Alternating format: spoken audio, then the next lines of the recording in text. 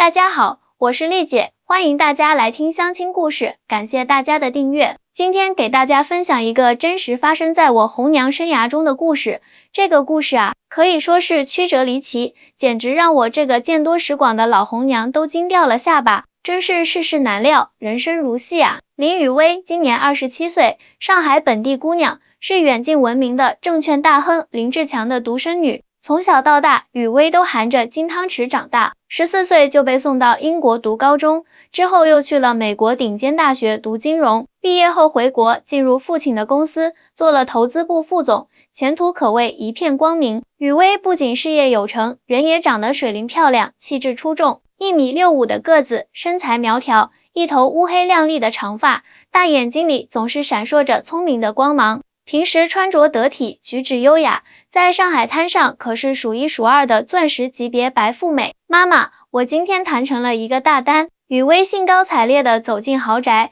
却发现母亲陈淑芬正坐在沙发上哭泣。出什么事了？雨薇心头一紧，你爸爸被抓了。母亲泣不成声，证监会查出他内幕交易，涉案金额巨大。轰！晴天霹雳，雨薇的世界在那一刻崩塌了。不出半个月，林志强被判10年有期徒刑，公司资产全部冻结，连他们住的千万豪宅也被查封了。更让雨薇心碎的是，母亲在这风雨飘摇之际，竟然选择了离开，改嫁给了父亲的商业伙伴王总。雨薇，妈妈对不起你，但我真的撑不下去了。母亲留下这句话，带着行李离开了，从云端跌入谷底。雨薇一夜之间失去了所有，家庭、金钱、工作、朋友，甚至连她引以为傲的身份地位也荡然无存。原来的朋友纷纷避而远之，男友也以性格不合为由提出分手。雨薇只能靠变卖自己的奢侈品度日，最终搬进了一个合租公寓，靠着做家教维持生计。命运为什么这么不公平？雨薇常常一个人躲在小小的出租屋里哭泣，但骨子里的倔强让她不肯认输。她相信自己总有一天能够东山再起。时间一晃过去了半年，这天我在相亲平台上收到雨薇的消息，她想要我帮她介绍对象，希望能找到一个事业有成，能够理解并支持她的男士。丽姐，我不要求他多有钱，但至少要有上进心，最好是企业高管或者成功创业者。雨薇坐在我办公室里，语气坚定。小姑娘，你条件确实不错，但你现在的情况，我委婉地表达了忧虑。我知道我现在落魄，但我不会一直这样的。雨薇眼中闪烁着坚定的光芒。我只是需要一个机会，一个能够看到我价值的人。看着眼前这个倔强的姑娘，我心生怜惜。她从云端跌入谷底，却依然不肯低头，这份坚韧让我动容。行，丽姐答应你，一定帮你找到合适的人。几天后，我向雨薇推荐了几位条件不错的男士，但都因为各种原因没有成功。有的嫌弃他家道中落，有的则是担心他父亲的案子会影响自己的前途。就在我有些灰心之际，一位来自台湾的客户引起了我的注意。陈佳宇，32岁，台湾基隆人，自称是渔民的儿子，现在在上海做海鲜进出口贸易，生意做得不错。照片上的他皮肤黝黑，笑容朴实，看起来踏实可靠。这小伙子人不错，做事勤恳，为人诚实。介绍他来的朋友这样评价道。我犹豫了一下，渔民的儿子虽然现在做贸易，但肯定比不上雨薇之前接触的那些精英人士。不过看着佳宇发来的自我介绍和诚恳的态度，我决定试一试。雨薇啊，有个台湾来的小伙子，虽然家庭背景普通，但人很踏实，现在做海鲜进出口，有自己的公司，你要不要见见？我试探性地问道。台湾人？雨薇皱了皱眉，做海鲜贸易？对呀，他父亲是渔民，他自己创业做贸易，算是白手起家的创业者呢。雨薇沉思片刻，最终点了点头。好吧，见见也无妨。虽然他答应了，但我能感觉到他并不是很热衷。在他的认知里，台湾渔民的儿子大概就是那种靠打鱼为生的小人物吧。哎呀，这就是很多大陆女孩对台湾的刻板印象啊。殊不知，台湾的渔业可是相当发达的，不少渔业家族都是身家不菲呢。周末，我安排雨薇和佳宇在一家日料店见面。雨薇穿着简约大方的白色连衣裙，化了淡妆，看起来知性优雅。佳宇则穿着深蓝色衬衫和卡其色休闲裤，朴素中透着干净利落。你好，我是陈佳宇。佳宇用略带台湾口音的普通话自我介绍道，声音低沉温和。林雨薇。雨薇微微点头，礼貌但略显疏离。我在旁边暗暗观察，看得出雨薇对佳宇的第一印象并不算特别好。尤其是当佳宇说起自己是渔民的儿子时，雨薇眼中闪过一丝失望。不过，随着交谈的深入，气氛渐渐变得融洽起来。我从小就跟着爸爸出海，台湾周围的海域我几乎都跑遍了。佳宇笑着说，高中毕业后，我去了海洋大学读水产养殖，之后回家帮父亲打理渔船。原来你是大学毕业啊？雨薇似乎有些意外。对啊，在台湾，渔民的孩子也是重视教育的。佳宇笑道，3年前，我发现大陆对优质海鲜的需求很大，就开始做进出口贸易，把台湾的海鲜引进来，也把大陆的一些特产带到台湾。聊着聊着，佳宇谈到了自己对海洋的热爱，对可持续渔业的看法，以及他对两岸文化交流的思考，言语间流露出的见识和思想深度，让雨薇刮目相看。我以为台湾渔民就是那种小打小闹的个体户，没想到这么专业。雨薇坦诚地说，哈哈，这是很多大陆朋友的误解。佳宇不以为忤，台湾的渔业其实很现代化，有完整的产业链和严格的管理制度。我父亲的渔船队虽然比不上大财团，但在基隆也是小有名气的，是我孤陋寡闻了。雨薇微微一笑，看到两人聊得投机，我悄悄松了口气，或许这次相亲能有好结果呢。饭后，佳宇主动提出送雨薇回家。不用了，我自己打车就好。雨薇婉拒道，不麻烦，我正好顺路。佳宇温和的坚持，最终雨薇答应了。在回去的路上，佳宇的一个电话让雨薇对他产生了更深的兴趣。喂，阿明啊，那批黑尾鱼的价格谈好了吗？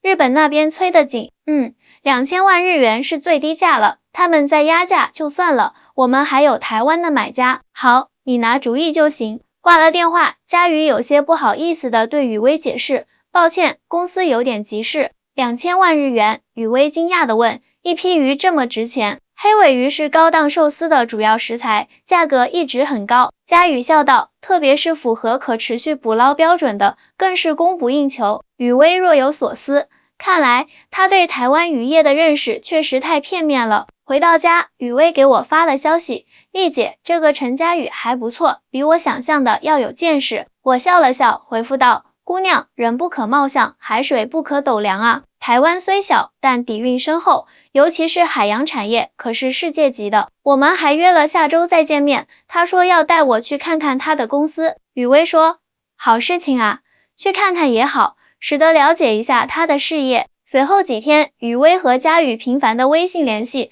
两人的关系迅速升温。佳宇知道雨薇的家庭变故后，不仅没有嫌弃，反而表现出了真诚的关心和支持，这让雨薇很感动。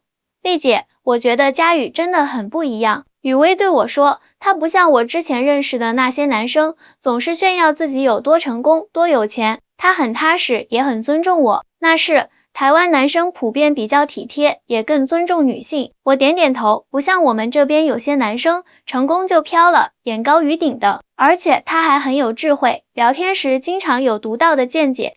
雨薇继续道，尤其是谈到海洋保护和可持续发展时，那种专业知识和责任感真的很打动我。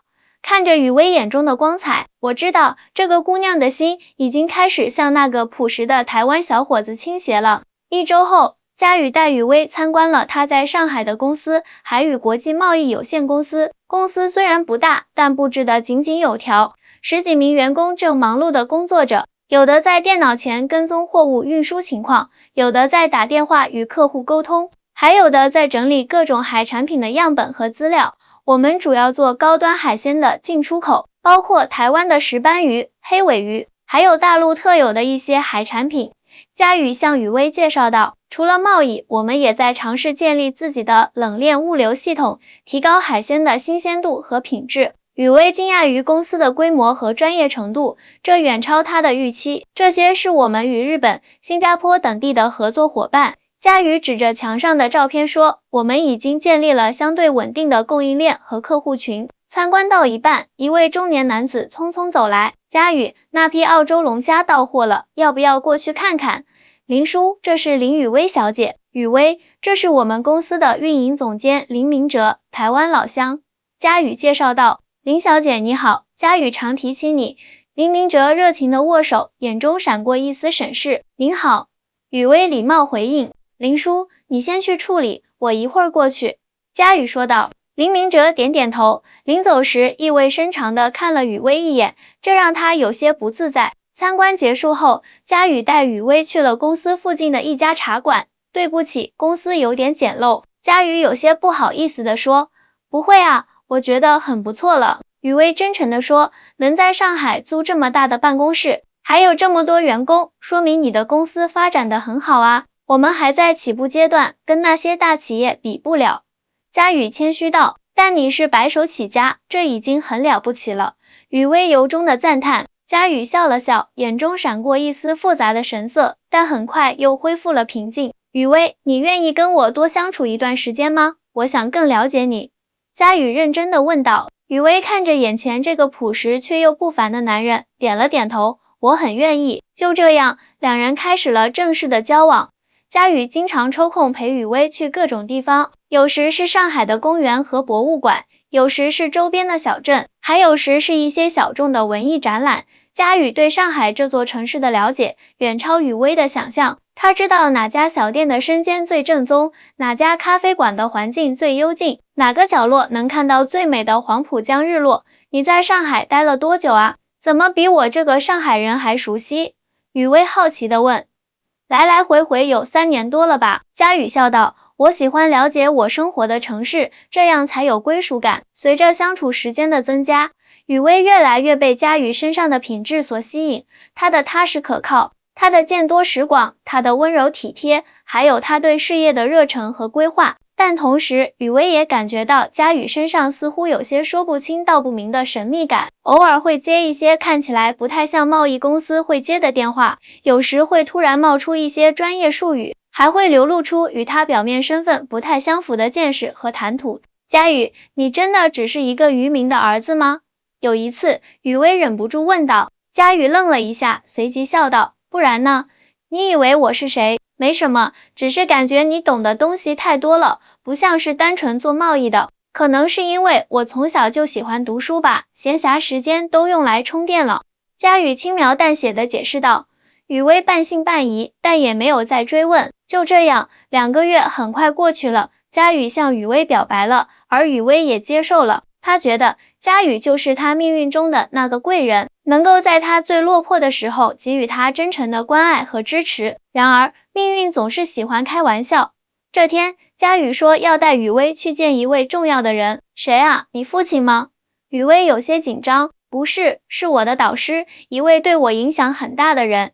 佳宇神秘地说。他们来到上海外滩附近的一家高档酒店，进入预定的包厢后，雨薇惊讶地发现里面坐着一位气度不凡的中年男子，西装笔挺，举止优雅。雨薇，这是我的导师张教授。佳宇恭敬地介绍道。张教授，这就是我跟您提过的林雨薇。林小姐，久仰大名。张教授微笑着站起来，伸出手。您好，张教授。雨薇礼貌地握手，心中却充满疑惑。什么导师？佳宇从来没有提过啊。接下来的谈话更是让雨薇困惑不已。张教授和佳宇聊起了国际金融形势、海洋资源开发政策、两岸经贸合作前景等话题，都是高深专业的内容，而佳宇对答如流，见解独到，完全没有一个普通贸易商的样子。对了，佳宇，你那篇论文发表的怎么样了？张教授突然问道。已经被海洋经济研究录用了，下个月出版。佳宇回答。论文？雨薇惊讶地问。你还写论文？佳宇和张教授对视一眼，似乎有些尴尬。只是一点业余研究。佳宇含糊地说。饭局结束后，雨薇忍不住追问佳宇，你到底是做什么的？为什么会有论文发表？那位张教授又是谁？雨薇，其实我……佳宇欲言又止，等过几天我会全部告诉你。这个回答并不能让雨薇满意，但他决定再等等。也许佳宇有自己的苦衷呢。回到家后，雨薇的好奇心驱使，她在网上搜索了陈佳宇和海洋经济研究的关键词，结果让她大吃一惊。海洋经济政策与两岸合作新机遇。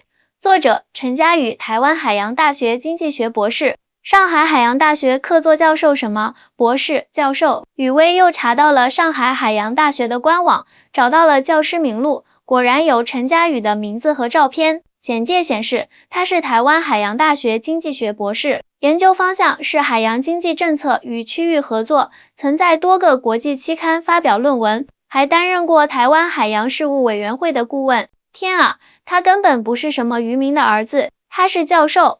雨薇惊呼道。就在这时，佳宇发来了消息：雨薇，明天有空吗？我想带你去个地方，有重要的事情要告诉你。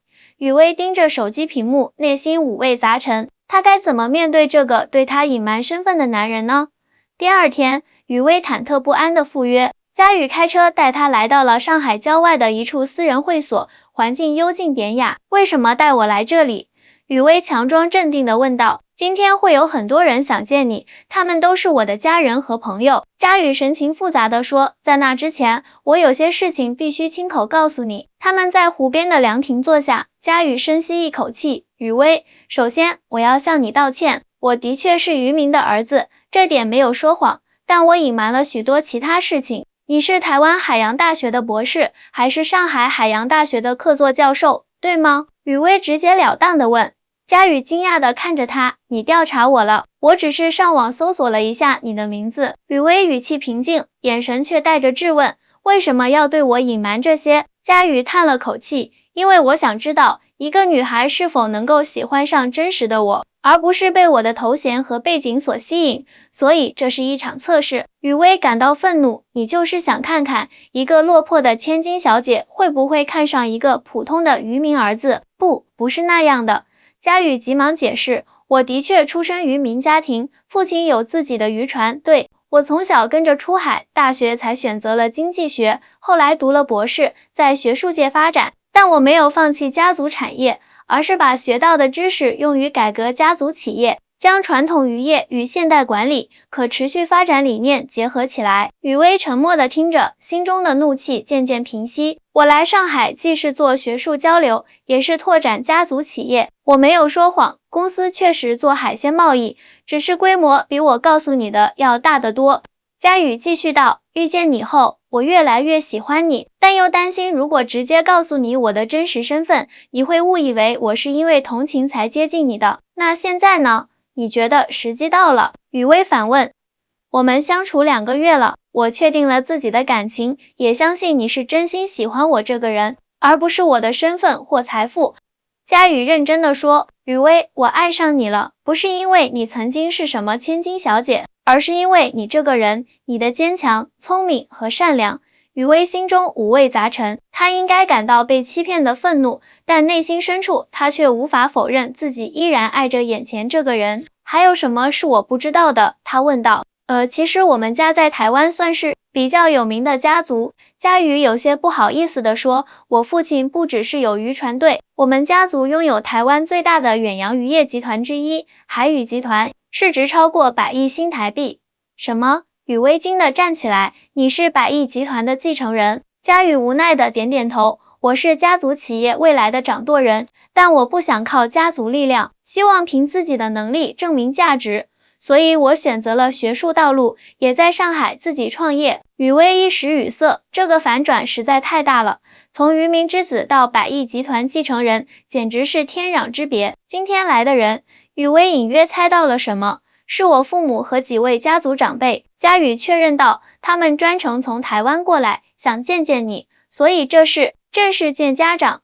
雨薇突然紧张起来。是的。佳宇站起身，单膝跪地，从口袋里掏出一个精致的首饰盒。林雨薇，经历了这么多波折，我更加确定你就是我想共度一生的人，你愿意嫁给我吗？雨薇看着盒中那枚闪耀的钻戒，泪水模糊了双眼。她想起这2个月来的点点滴滴，佳宇的体贴关怀，他对她事业的支持和鼓励，他在她最低谷时给予的温暖与力量。无论他是渔民之子还是集团继承人，这些都是真实的。你这个骗子，雨薇哭着说，但我还是爱你，我愿意。佳宇喜极而泣，将戒指戴在雨薇的手指上，然后紧紧地拥抱住她。走吧，去见我的家人。佳宇牵起雨薇的手，会所的大厅里，雨薇见到了陈佳宇的父母及其他家族成员。陈父是个面容和善但气度不凡的中年男子，陈母则优雅大方，一看就是经历过大风大浪的女强人。伯父伯母，你们好。雨薇有些紧张地问好。雨薇啊，不用紧张。陈母亲切地拉住她的手。佳宇经常在视频里提起你，我们早就想见见你了。这孩子从小就固执，非要靠自己的能力证明自己。陈父笑着说，这次来上海本来是为了集团在大陆的投资项目，没想到他竟然要我们见未来儿媳妇，真是让我们惊喜呀。雨薇脸红了，但心里的忐忑却渐渐消散。陈家人的友善和真诚让他感到温暖。雨薇，我知道你父亲的事情，你不要有心理负担。陈父突然说道，我和你父亲其实有过一面之缘，他是个有才华的人，只是一时糊涂，我相信他会改过自新的。听到父亲被提起，雨薇眼眶湿润了。这半年来，他几乎没有人愿意主动提起他父亲。谢谢伯父，雨薇真诚地说。对了，我听佳宇说你精通金融投资。陈母问道。我在大学学的是金融，之前在父亲公司也负责投资部门。雨薇谦虚地回答。太好了，我们集团正准备在上海设立投资部门，专门负责大陆市场的金融投资。陈母兴奋地说，如果你愿意，可以来参与筹建和管理。雨薇惊讶地看向佳宇，后者微笑着点点头，这是母亲的意思，我没有干涉。他一直想要找个懂金融的儿媳妇帮他打理家族产业。这一刻，雨薇感动得说不出话来。她不仅找到了真爱，还得到了重返金融界的机会。更重要的是，有一个全新的家庭接纳了她。3个月后，雨薇和佳宇在上海举办了盛大的婚礼。婚礼上最令人惊讶的是，林志强获得了特许参加女儿婚礼。原来，陈家利用自己的关系和法律团队为林志强申请了减刑，让他能够参加女儿的婚礼。爸爸。雨薇看到被警察押送来的父亲，泣不成声。女儿，爸爸对不起你。林志强泪流满面，是爸爸一时糊涂，害得你受这么多苦。爸，都过去了。雨薇抹去泪水，看，我找到了生命中的贵人，也找到了新的起点。谢谢你，佳宇。林志强感激地对女婿说，请你一定要好好照顾我女儿。伯父请放心，我会用一生去爱护雨薇。佳宇郑重承诺。婚礼上，雨薇的母亲也出现了。虽然关系已经变得尴尬，但在这个重要的日子，她还是选择了祝福女儿。妈，谢谢你能来。雨薇平静地说。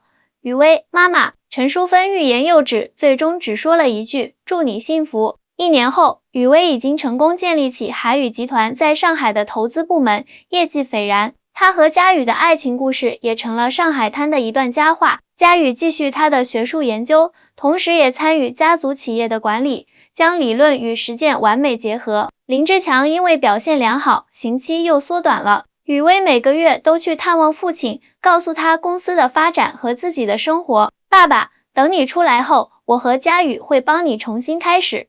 雨薇承诺道。女儿，爸爸这辈子最大的骄傲就是有你这样的女儿。林志强感动地说。5年后，林志强刑满释放。出狱当天，雨薇和佳宇带着他们3岁的儿子一起去接他。爷爷，小男孩奶声奶气地叫道。林志强抱起外孙，老泪纵横。爸，我和佳宇给你准备了一个惊喜。雨薇神秘地说。他们来到外滩的一栋写字楼，电梯直达顶层。推开门，里面是一间装修考究的办公室。这是？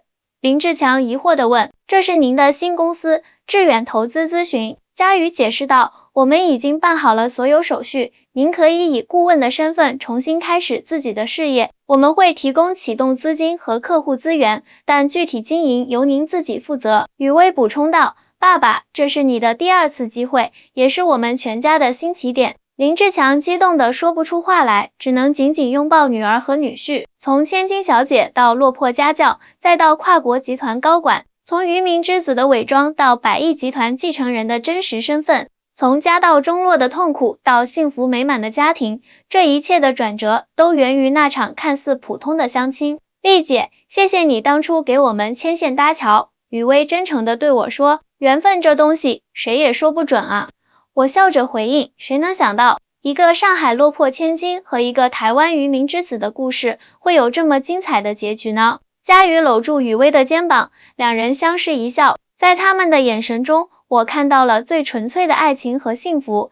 这就是我要讲的故事。亲爱的观众们，生活总是充满惊喜，爱情也是如此。不要轻易给人贴标签，不要被表面的光鲜或落魄所迷惑。真正的缘分，往往会以我们意想不到的方式降临。